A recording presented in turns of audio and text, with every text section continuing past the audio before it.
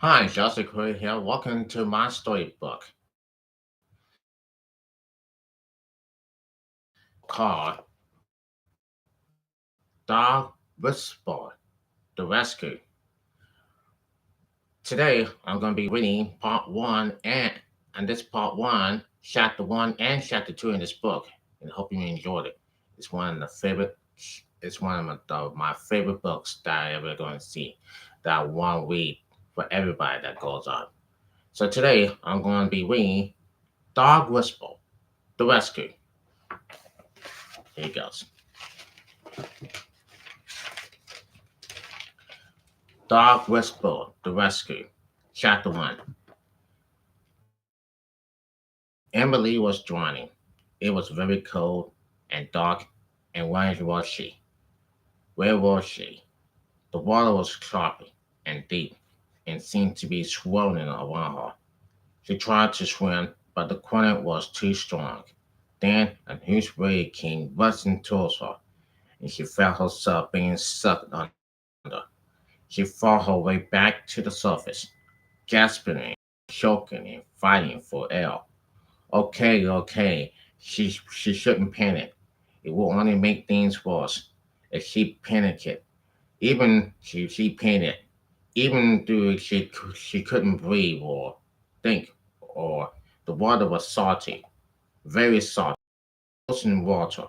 She was somewhere in the ocean. She tried to yell for help, just as another wave washed over her, and she grabbed a mouthful of seawater.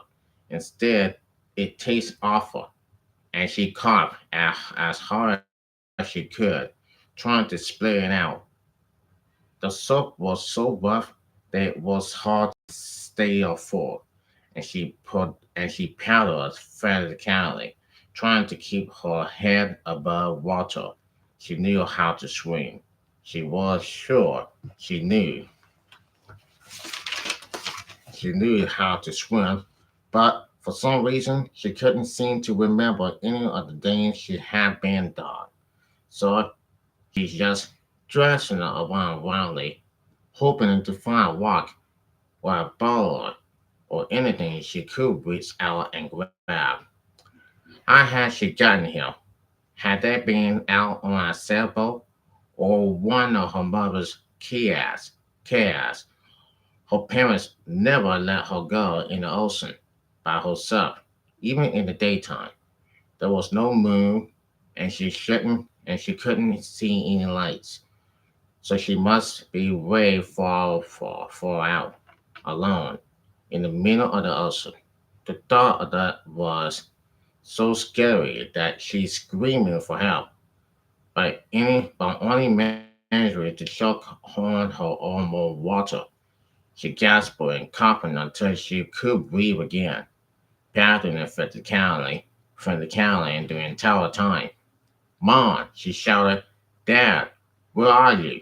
But the only thing she could hear was a pounding of the waves, and the only thing she could see was the pitch black night.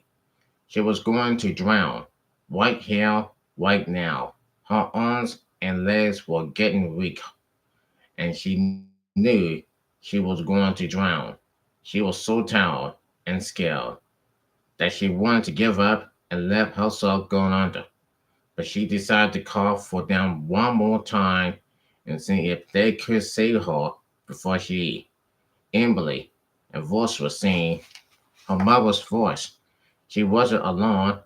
Emily twisting around in the water, trying to find her. There was too much water in her lungs for her to be able to speak, and she coughed violently, her whole body convulsing with the effort. Emily, her mother said, sounding gently, Emily, wake up. Mother was a really good swimmer, so they will be safe. Her mother will figure out some way to. Where's the boat? Emily gasped. Wake up, Emily, her mother said. Everything's okay.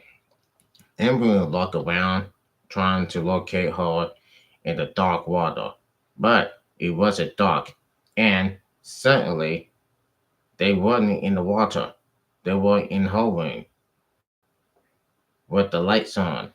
Her mother was sitting on the edge of the bed, looking bored, and her cat, Josephine, was staring at her from on top of the dresser.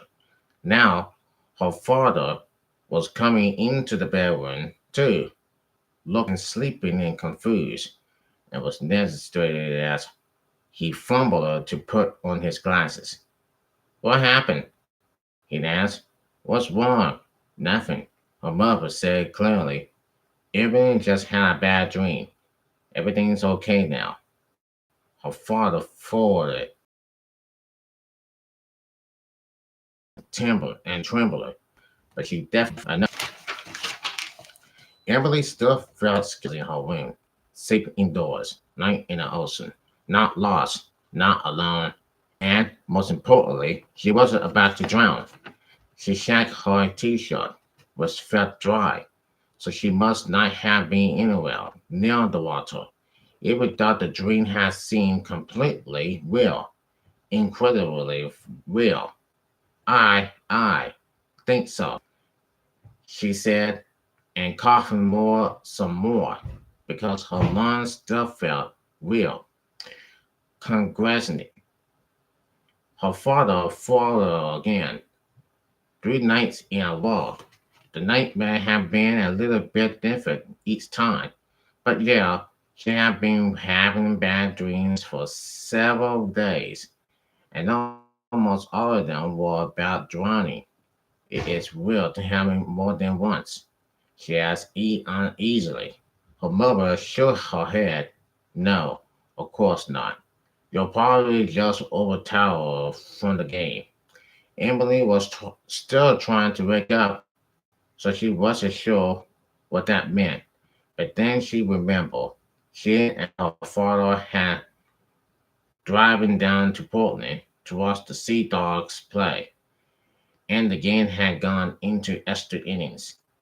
So they had gotten home much later than they had planned. Her father hated exercise and all kinds, but he loved to wet, but he loved to watch sports. Her mother, on the other hand, was surely president athletic, but did not enjoy being a spectator. And, read quite a lot. Her father said thoughtfully, that was for sure.